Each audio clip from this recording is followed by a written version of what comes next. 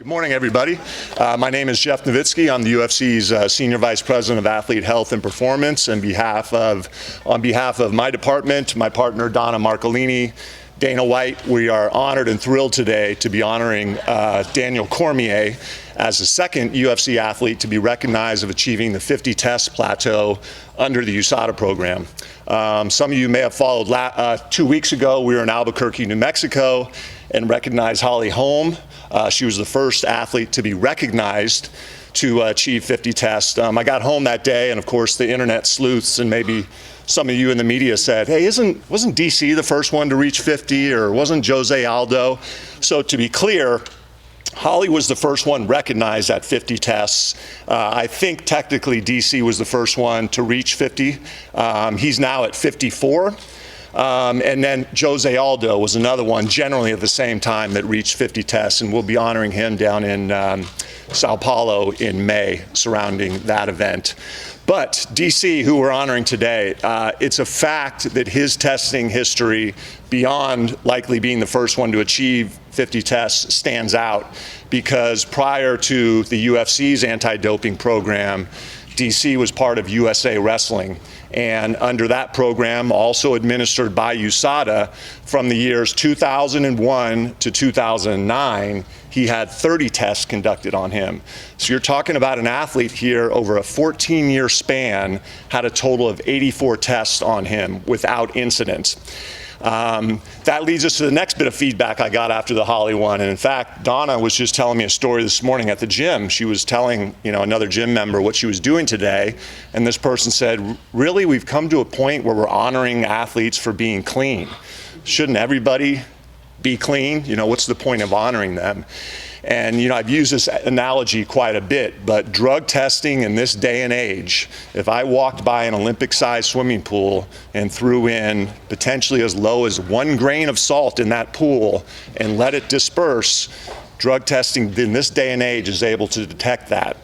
So you can imagine the level of care that needs to be exercised in ensuring not just that you wake up and say, I'm not going to do steroids or EPO, but everything literally that you ingest, that you rub on your skin, you have to make sure is going to adhere to this program.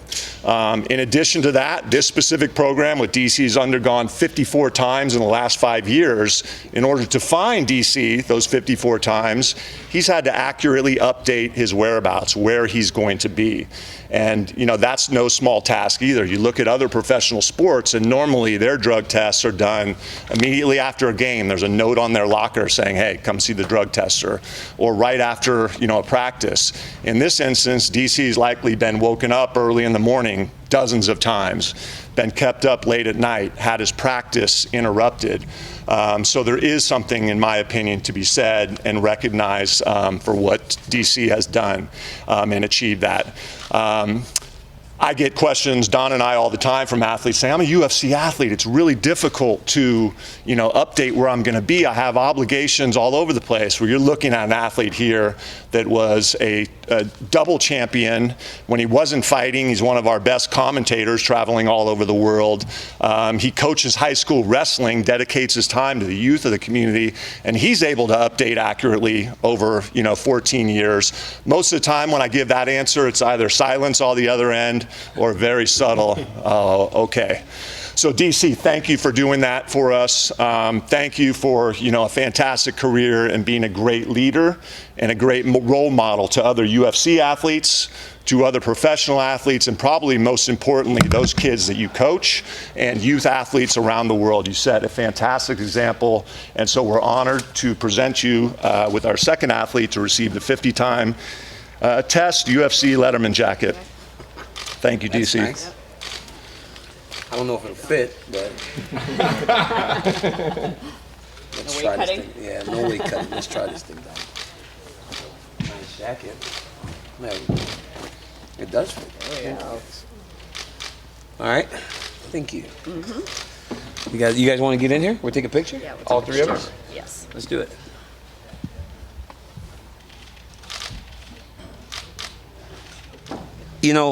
I've done a lot of things in my career, and honestly, this is one of the more proud things that I've accomplished. To be able to compete at a high level for a long time and still, have these to receive something like this, 85 tests, all clean tests, to do it the right way means a ton to me. Being a guy that wants to encourage youth sports and youth athletics, you have to do things the right way. Otherwise, your message goes above a kid's head. And I'm so extremely proud of this honor. And look, Donna and Jeff said I'm very good at updating my stuff. There have been times, there have been a few times where I get a call and I'm like, okay, maybe I need to jump on this or tell Cassandra or just try to get it figured out. But look, man, you guys know there have been times where I've lashed out at USADA and all these other things, but they're doing a great job. They're doing it as great a job as any testing program could ever do for a sport that's constantly evolving. And the testing is evolving with the sport. And I think that's very encouraging. It's very honorable of you, USADA, and Jeff. You guys are doing a fantastic job of keeping up with everything that's going on in the sport. And the UFC is better today because of USADA. Because before, for as great a sport as it was, this program has legitimized everything that the UFC is, and I'm thankful for it. So very proud of it. I'm going to be able to show this to my son and to my kids that wrestle and say that, for winning a whole bunch of championships in different sports, there was never a bad drug test. And that means a lot to me. DC, can you tell us what you do take, like supplement-wise or anything like that? I'm just curious. I mean, you've been a world-class athlete throughout your career. We hear all these guys, tainted supplement. Yeah. No. What is your regimen? So that's, honestly, I have a guy that does that for me, Ian Larios, and he calls Jeff with everything. I think if you are able to, if there's a question, ask it. Don't take anything to chance. This is your career. This is your career. Don't take anything to chance. Don't mess up. Don't even risk it. When I was wrestling, I was a young kid. I was Superman. I didn't have to take supplements. I just kind of did what I did. But now as an older man, I do have to take a lot of things. And before I take anything, we make sure to call Jeff. And he's very open with his phone line, and he's very knowledgeable, obviously. And also, you can just go on USADA's website and check to see if that supplement you're about to take is going to be an issue. So you have the resources to not make mistakes, but I take what my nutritionist gives me, and once if he has a question, he calls Jeff. So what do you, as an athlete, like when you hear these people, failing tests or having tainted supplements, whatever, I mean, does it anger you, like knowing you might have to compete against somebody that's not adhering to the rules? I mean, what does it make you feel when you see people fail? So, like I said, we're better today because of USADA, because I've been around long enough to know that I've probably fought guys before that were doing things, and that was before, and the other organizations that I fought in Strike Force, guys might have got away with stuff, so we're better today for it, so and then I always point to that, I'm pretty sure somebody I fought back in the day was on something, and I find comfort in knowing that I won those fights, so try to do the same thing again. I don't let it deter me. I'm not a guy that really lets go of my goals pretty easy, so. Dan, you usually have some good stories. Can you maybe tell us a USADA nightmare story where they called you up when you were somewhere that you didn't want to be tested?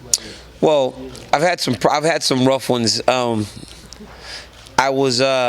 tell you, probably the most difficult time I've ever had was trying to be smarter than randomly pulling the number. That's where you run into an issue, right? Because when you say, I'm going to get if I get tested Friday, I won't get tested Saturday. So you think, it's just a number, they're going to put my name, or I don't know if it's in a hat, whatever. Whatever they do, they pull a number. And I was at the Titan Games in 2004 in Atlanta, Georgia. It was this concept that USA Olympic Athlete Committee came up with, where it was boxing, wrestling, weightlifting, karate, taekwondo, all these sports. And after the matches, I got tested on Friday. So I was like, there's no way, I'm ready to go in Atlanta. It's the black hub of America. I'm going to go and party with my people. So I peed right before. And it took me 4 hours to pee after. No matter what I drink, I could not pee again. So that's probably like the most nightmarish time I've had with USADA, because I was there until probably 1 o'clock in the morning trying to pee because I just could not drink any more water. I was like, it's over. And then once I opened the faucet, I could not close it. So I was up all night. So that's probably my worst experience with USADA. Daniel, we've seen athletes, the temptation must be crazy for athletes to take some steroids and form enhanced drugs. It might sound like a weird question, but why did you never succumb to that temptation? You know, to get here as I am today, I was blessed with a lot of gifts, a lot of talents, naturally, God-gifted ability, and I didn't want to forsake that, you know, by trying to enhance myself. I took the abilities. I was going to be as good as I was going to be. Nothing more, nothing less. You can't cheat that. I wasn't gonna risk my long-term health for some more money or a couple championships. I got enough of them. You know, I got to live my life in the spotlight, and I just did it through hard work. And I think that when you keep those things in perspective, there is no temptation. I never was tempted to do anything like that. I can never think back to a time from being at Oklahoma State to the Olympics to fighting where I ever had a thought that I was going to do something like that. Not one time. Just never crossed my mind. I know what fans think, and this discussion goes on about, oh, his legacy's got an asterisk next to it and stuff like that. Fighters like yourself or people like Michael Bisping, you have more of an appreciation for each other inside the world of fighters than you do for those guys with asterisks. You know, when I don't know the right answer to this question, right? Because I've had a long history with a person that's had those types of things, and I don't want it to come off as if I'm taking shots at him. I think that seeing Holly Holm do what she did and get all those tests, that's great. It's very admirable of Holly. It's great to look on the USADA website and see all these athletes not have these issues. Michael Bisping, I think, even though it was at Luke Rockhold's expense, one of my best friends in the world, seeing a guy like Mike that hung around for so long finally get his moment, after the initial heartbreak for Luke, it was a little bit like, wow, you know, Bisping got his moment. You know, so I honor him for that, and I know that Mike was a guy that started this thing with no grappling or anything. He was just a guy that knew how to fight from England, and he made it happen. But yeah, I think certain sports take it too far. Like some of the guys that have been accused or lived in an era where they did those things, they've been completely almost wiped from existence. I think you cannot really do that to guys. But I do believe that you do have to take into account those issues, because once again, it's not that hard to ensure that you're not doing those things. So, but it can happen. It can happen to anybody, you know? It can happen to anybody. You just mentioned a former rival a second ago, and you said that you don't want to sound like you're taking shots at him. Recently in an interview, he said that he's ready to move past the beef with you. It sounds like you are as well. You're ready to bury the hatchet. You know, I just think that I think that as time passes, you know, things kind of go away. You know, we seem to be on different paths, obviously, and but water on the bridge it will never be. It's not. I think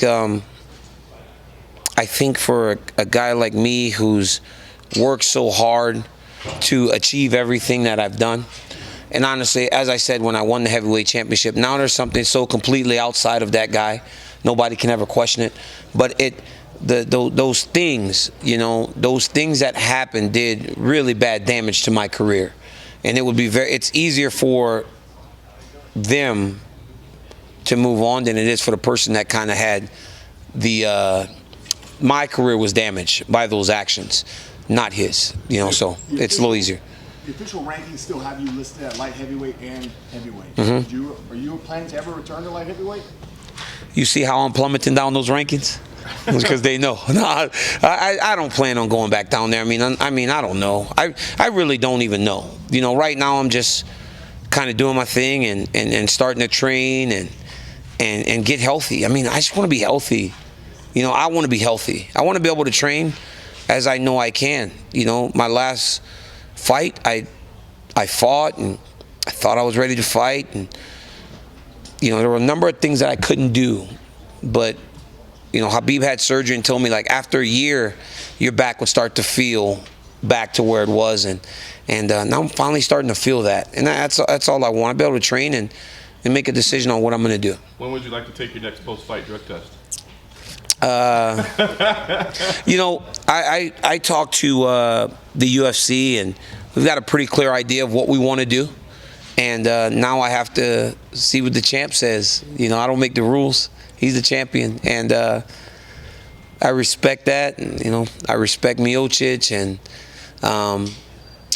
I just hope it happens sooner than later.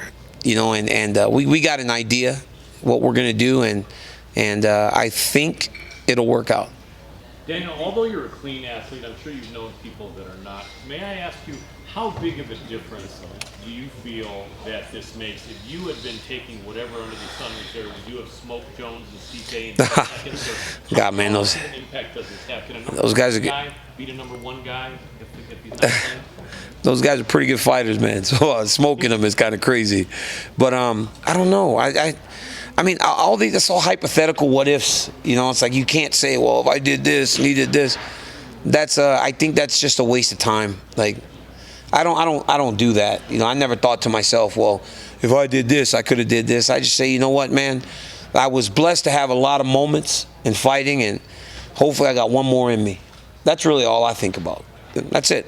I just one more moment to hoist that belt up over my head like I've done on so many occasions. I'm at a point now in my life, in my career, where I don't think about people's actions and hope that their actions make a difference for me. It doesn't matter to me anymore. I'm just going to do me.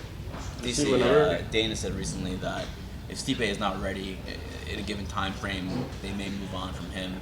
I know you said Stipe or bust. Is that still the case? I'd like to fight Miocic.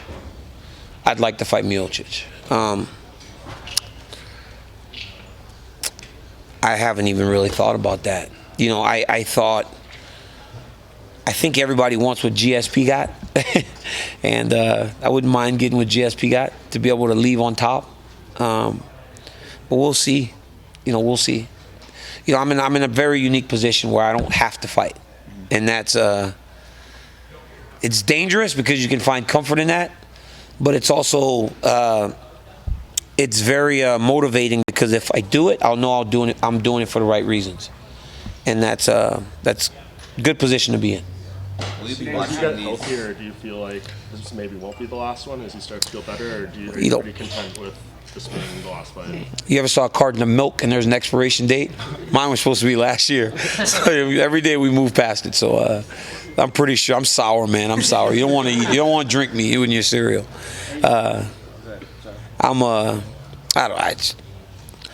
Man, I just want to fight the guy, get my belt back, and be done. That's what I want to do. Hey, Daniel, back to the. First of all, I would like to say thank you for being a role model for all these young guys and everybody out here. You should be congratulated for that. I think if you look down the roster of UFC athletes, you're at the top of that. Thank you. Can you talk about maybe how difficult it is to live as a role model? I mean, because being a role model on television may be easy, but living every single day as a role model is not the easiest. Well, I mean, I think when you start trying to live as a role model, you get tripped up. You just live as you are. And if people see you in that light, then that's how they see you. You don't make a decision that I'm going to be this guy and this guy and this guy. It has to be in your heart. I live in my heart. My heart tells me to coach, so I coach. My heart tells me to love my children and my wife, so I do. I mean, I just do the things that's in my heart, and I don't live as a role model. I live as Daniel. And if people view me in that light, then that's what they do.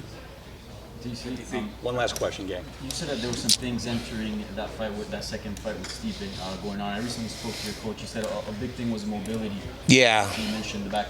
How much better do you feel now compared to when you were getting ready for the Stipe fight? Well, I've done multiple things. I had some stem cells done, and I'm just trying to get healthy. Like, you know, and I'm not making excuses. Miocic fought a good fight. He won the fight, but man, I couldn't kick until probably about a week and a half to the fight. I didn't get to wrestle the whole time because my back would just get so tight that if I wrestled, it was 3 days before I can go back and train. So I just couldn't really do the things that I'm used to doing. You know, I couldn't do the things I'm used to doing, and I just hope that I can do those things over the course of a full training camp and show what I can really do. You know, I found success in that fight, and I was not really myself. And you didn't enter 100% into that Derek Lewis fight. Mm-mm. Did that in any way give you, I guess, a little bit of false? Well, yeah, you know, well, Derek Lewis fight, I was on the felt like I was about to go to the hospital in the morning, but he just couldn't wrestle. Stipe is a fantastic mixed martial artist. You cannot be less than 100%, or he's going to beat you. And if I'm not 100%, the next time we fight, then I won't fight him, because I don't want to do that to myself again. I don't want to feel like that in there, like where I feel like everything's going the right way and then it's not. You know, I can be better, and I want to ensure that that's the case when I go back into the octagon. Last one here. Actually, just back to the actual testing. How does the location whereabouts work? Do you, like, every morning, like, do they know exactly where you are? I mean, obviously they know where you are. They know where I am. Yeah, look, they're here. It's right there. The people that need to know, I'm right there. Like every morning, do you have to tell them? Like how does it work? Okay, so I give there's an app, right? So it makes it pretty simple. There's an app. You put your home address, right, which is normally where I would get tested in the morning or at night at home. And then I put that I go to AKA from 12 to 2. And then I put that at from 3:30 to 5:30, I'm at this high school, and then back to the gym. And then any of those places, they tell you. But here's the deal. If you go somewhere, right, like say you have a misplacement, right, say I'm not at my house when they come.